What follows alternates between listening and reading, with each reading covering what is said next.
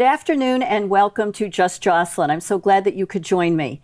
Again today, we're going to put on our little paper hats, our pro se litigant hats, because as you all know, for the last 9 months, there are 11 or 12 pro se litigants in this state that I know of that we're all, taking care of each other and helping each other because we have no other avenues. The three branches of government in this state and many other states are corrupt. We can't get any redress of grievance because last time I heard, the Speaker of the House said that it had fallen out of favor. In other words, we have no place to air our grievances. And in the administrative law, RSAs, the administrative government, which has nothing to do with you and me, have taken over everything and have shoved everybody into the judicial branch, the third branch of government, which says hire a lawyer or else. Well, many of us have been to 5, 6, 7, some more lawyers and law firms who will not take on our cases. They are constitutional state of New Hampshire cases, in some cases the United States Constitution, our Bill of Rights, which in New Hampshire comes first, won't take it on. And why? Because they've been threatened with losing their license. When we do show up as pro se litigants, which is our right to do so, we are treated abominably.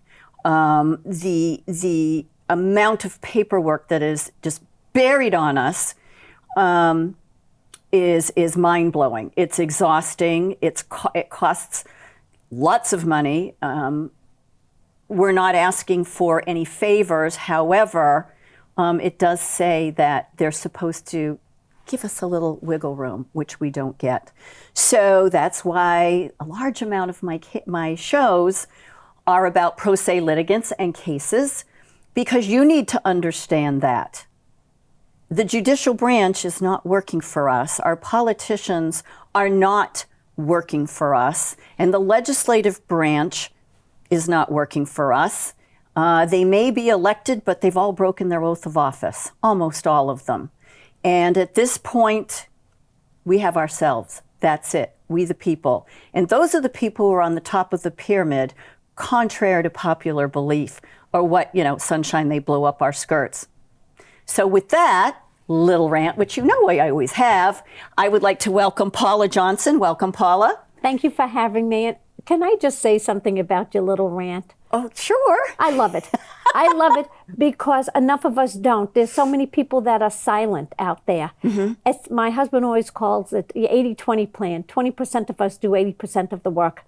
And people can sit out there and whine and complain, but unless they don't get off their duff and do something, that 80% is sitting home complaining, and 20% of us are fighting for them who don't want to fight for themselves. Correct. And fighting, is obviously, hello to all those that are listening, the bad guys, is not physical. It's That's not right. An insurrection. This is nothing physical or bad. This is fighting, meaning know your Constitution, the state Constitution, where you are a citizen, to know the U.S. Constitution, but most importantly, to know the Bill of Rights and your inalienable rights. And they're not alienable. They're not alien. They're inalienable. And they are given to us by God, period, which is what this country was based on. And you have natural law, common law, and fundamental law with the maxims of law. That's what our country was based on. Not canon law, not RSAs, not administrative law. And so in our pursuit of being good citizens, of being upright citizens, of following all these things, Paula and I have met on several occasions. And the last one was October, November? November, after my election was stolen from me. I just want to jump in with one other thing. Please do. Is that when we vote for our elected officials, and I want to tell people, I've been elected, and I thank the people of this city. I've been twice on the Board of Ed, once as an alderman at large, and once as a state rep on the Democratic side. And that's when I realized it was walk away. But then I didn't know about hashtag walk away. It hasn't been out there. But I want people to understand that these people that we elect, they take that oath of office. Okay, some of them believe in it and a lot of them don't. And I was just saying this to my friend the other night, that how can they retire from an elected position? They retire. You don't retire from an elected position. You get a stipend. But in Washington, they voted themselves into a category of salaries with a pension with health care benefits. But it's not supposed to be that way because they're not representing we the people. And it even comes into New Hampshire politics at the state level. Okay, we only get $100 a year. But the bottom line is here that people have been sitting down in Washington at the state level and in Nashua, and they don't uphold their oath of office. And that's why it comes into, it's going to lead right into my election here, that people don't understand exactly what happened, because when President Trump said that his election was stolen, everybody poo-pooed him, poo-pooed. Well, I knew in 2020 my state election was stolen, and in 2022, because I was the highest vote getter between both parties in the primary. Then, when the general came, all of a sudden, I come in fourth. Come in fourth. And then in 2022, I come in fourth again with a Democratic opponent who's never seeked office. And it's hard to beat an incumbent. Everybody knows me in Ward 5. Everybody knows me in the city. Where I work, everybody talks to me all the time. Yes, they do. Because they know me. Right. And so it was very hard to understand this. And you see it's happening. And you say, wait a minute. What happened here? What happened in Nashua at my election for Board of Ed was the perfect crime that nobody realized it. There was 2 Johnsons on the ballot. Oh. 2 Johnsons on the ballot. Oh, same name. Rob Johnson, number 1 position. Yeah. Paula Johnson, number 6 position. So if people didn't pay attention and they ticked off the first Johnson they saw. And I asked people that and they go, we voted for you. Well, where? How does somebody unknown come in 2nd place? I don't know. Okay. It's possible, but I don't know when you're talking, and specifically, when you're talking Board of Education and people know you inside out and backwards, that you do fight for the families and the children and what is right. And you are one of the people that follow your oath of office and are very, very focused on that. Right. That makes it even more suspicious. Exactly. So then we do that. And then I just happened to beat an unknown by 6 votes. 6. Of which you're allowed to. Right, and then she decided to do a recount. Okay. She's allowed to, absolutely. She's allowed to. But the day of the recount, it was, and you were there. I was there at the recount, yes. And I asked for the chain of custody. Right, so let me backtrack a little bit. Okay. So chain of custody is very important. In a police case, you know, they've got to know who touched the evidence, who bagged it up, who it went to next. There's a chain of evidence, a chain of custody, thank you. I was going to say command. Custody. And it has to be written down. It has to be signed off on. It has to be dated. It's very, very important. Well, it's no different in a recount. It's no different in any election. When the ballots go to the polling place, they have to be tracked. Once they go into the ballot box, where they're either hand counted or machine counted, which, oh, by the way, is unconstitutional and illegal, because it was only a 3-year trial period. Who would think? So those ballots, when they come out, go into boxes. Those boxes must be taped with a very particular tape in a very particular way. They must be watched. It must be signed off on by 3 or 4 people, I forget which it is, on a very specific piece of paper and sealed onto the box. And those boxes are to never be unsealed until there is a recount or another situation, which is very, very rare. But they stay locked up.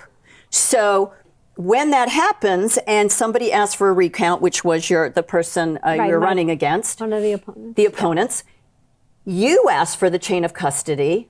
I was watching for the chain of custody, and they pushed us out of the way. They were very secretive, piled the boxes onto this little push cart, brought it up through the elevator, but no one was allowed to go in the elevator. You come out of the elevator and you're shoved to the side. Get out of the way, get out of the way. Extremely rude. As they bring it to the stage and they pick it up, we weren't allowed to see the tape. We weren't allowed to see the signatures. They piled them one on top of the other. They were not taped the same. It was not done in the manner that it says in the procedure manual. So chain of custody is very, very important. And when you asked for it, I was very rudely spoken to by the city attorney, Steve Bolton. It wasn't rude.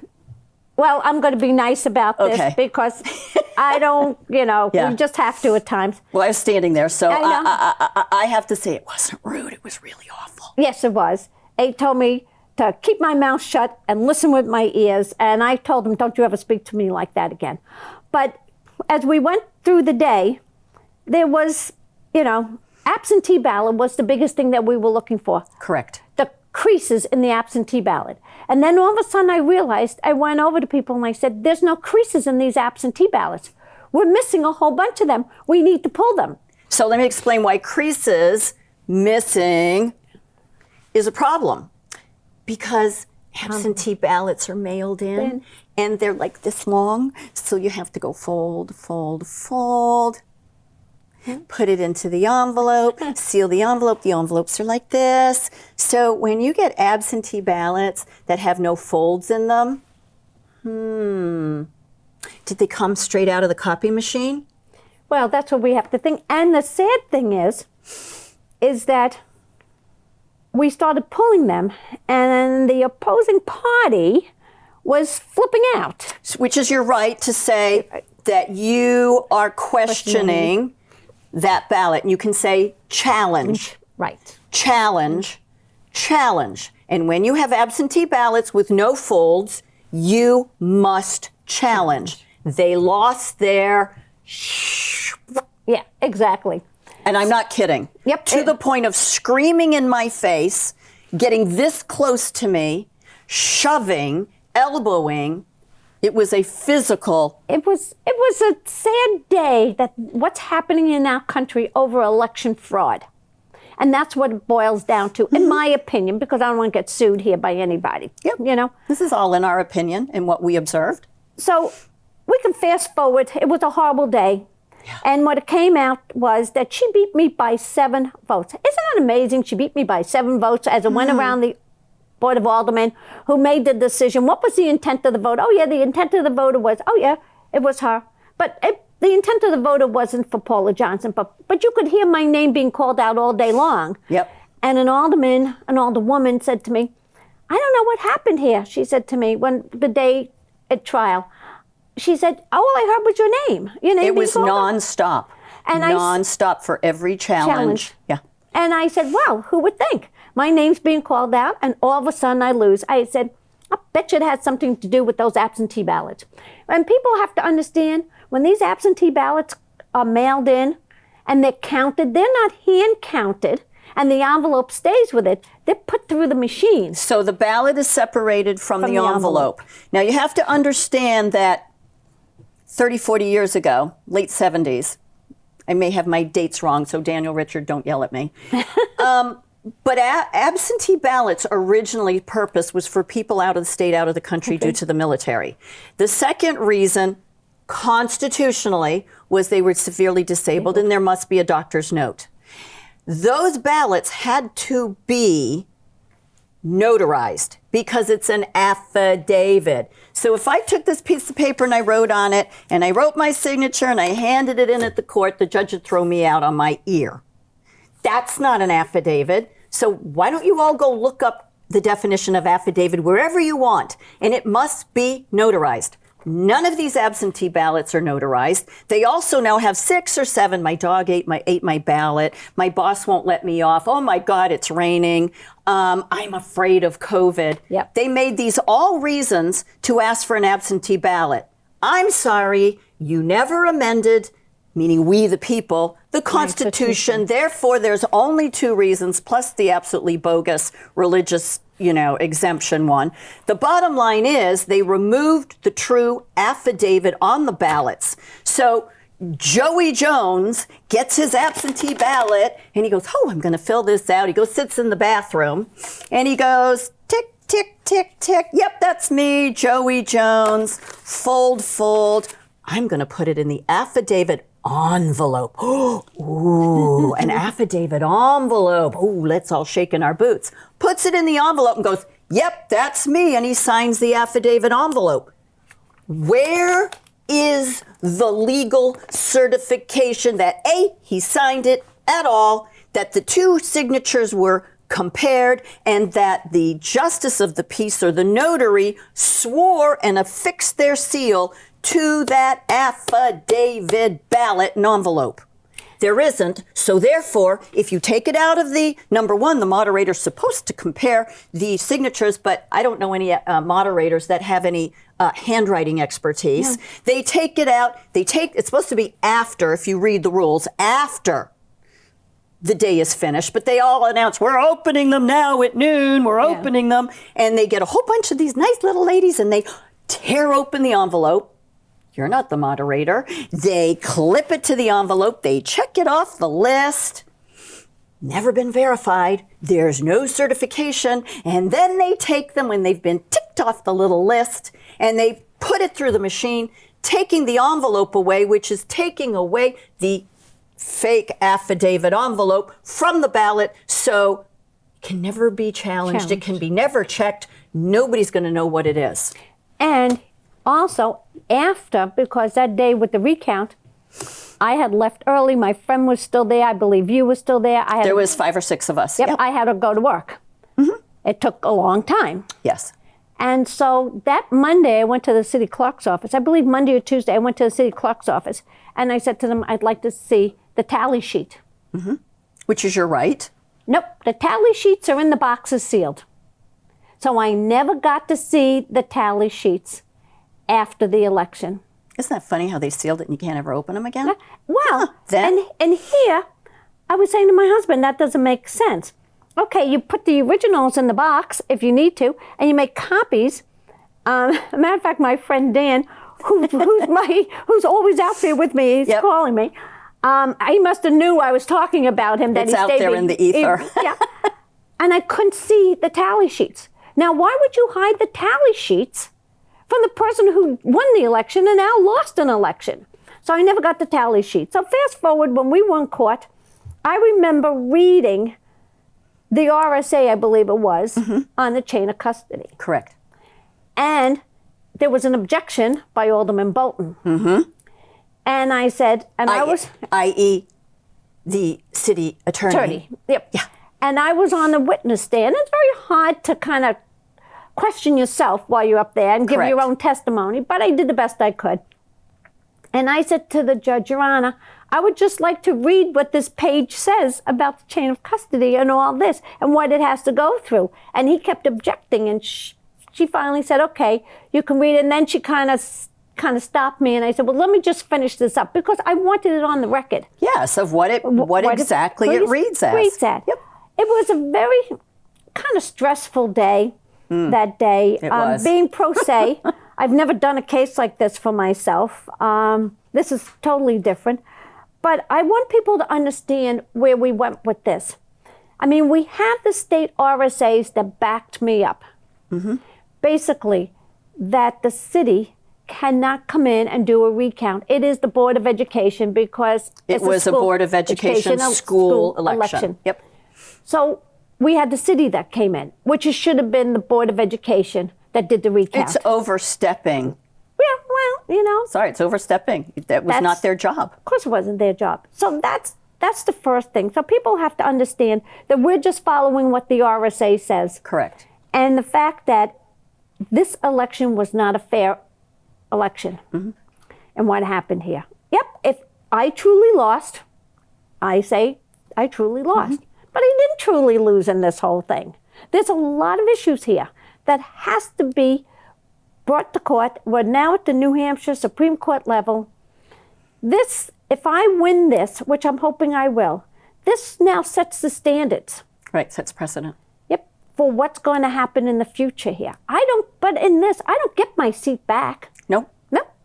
You're wronging. You're righting a wrong. Exactly. And the Board of Education. Well, the state of New Hampshire is the one that supersedes all of this. Right. And so, for the city of Nashua to tell the Board of Education of New Hampshire, step away, we're in charge. Yeah. I'm sorry, no. It's the Board of Education that sets that, and it's the Board of Education in Nashua that should be overseeing all of this and should not have allowed the city to step in and take over. And I will tell you, when we cited cases here, and when Attorney Bolton came in, they were old cases. Correct. They were very old. Very old cases.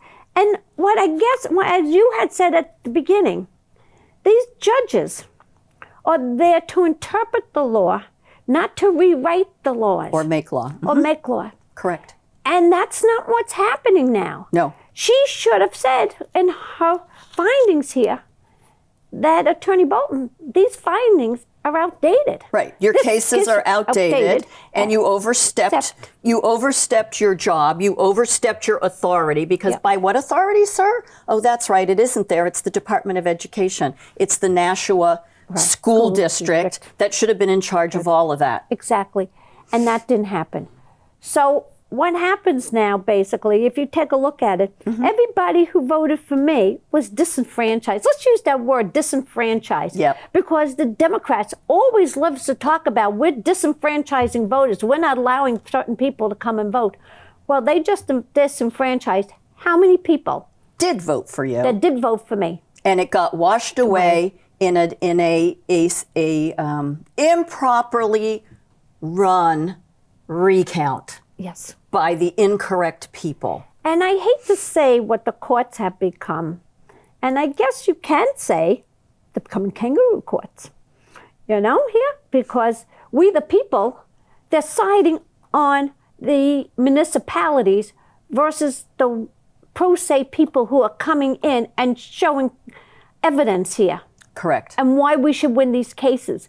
And some of the rulings that you read, like, it's just across the state and across the United States, you have no standing. Therefore, I have no jurisdiction. There's no in all the standing courts. There's no standing. We're Americans. You're a citizen of the state. You got standing. Period. And oh, by the way, wasn't it Supreme Court that last summer? What was it? Moore v. Harper that absolutely cemented that. But they're just flushing it down the toilet. They're punishing pro se litigants because how dare you not hire a lawyer? Oh, that's right, but you've admonished all the lawyers not to take our cases because you'll take their licenses. So you've left us no choice, and we're being punished for it. But also with the lawyers, because of the fact that they won't take it on contingency, you have to pay hourly. Who can afford that? $400 to $600 an hour. Nobody. You cannot afford that. Nope. And it puts you in a very difficult situation. So you can't win your case unless you go pro se. And when you go in there and you go pro se, they don't look at you as if you were a lawyer. You're not the same class of people. So it's discrimination, which the Constitution says you can't do. Well, come on. The Constitution says a lot of things you can't do. But they do it. But they do it anyway. Yeah. And that's the sad part about all of this. Well, even more importantly than the Constitution, the Bill of Rights, which comes first and foremost in the New Hampshire Constitution. And the Constitution of New Hampshire is supposed to protect and ensure our rights. And the U.S. Constitution protects the state and our rights. Well, but that's lost somewhere. We can't protect the rights of the people in this state when you have a governor that disrespected everybody during COVID and made people non-essential. And I've called him to his face, non-essential Sununu. Yep. I'll call him and I've said, Governor, I believe you're non-essential because of the fact it's a little bit off, but what he did to those poor children and the rest of the people in this state. We all lost with those shutdowns. We all lost our rights, our constitutional rights of freedom. Live free or die. He was basically killing us by locking us up in our homes. Especially the nursing homes, which everybody forgets. Oh, yeah. We were one of the highest. All right. So where do you stand? Where do you have your next hearing? Who are you waiting to hear from? We're waiting to hear back from the New Hampshire Supreme Court.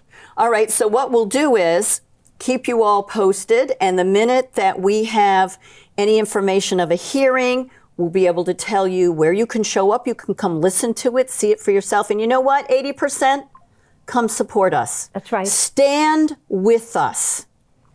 Be there with us. We need to link arms. So I want to thank you so much, Paula, for coming back and updating us on your case and explaining it in layman's terms, because that's where we are. The Constitution, anything that goes on is supposed to be in layman's terms. It's not supposed to be in law terms, canon law, administrative law terms. It's supposed to be, you're supposed to be able to run and understand what's written, which is why the maxims of law are so awesome.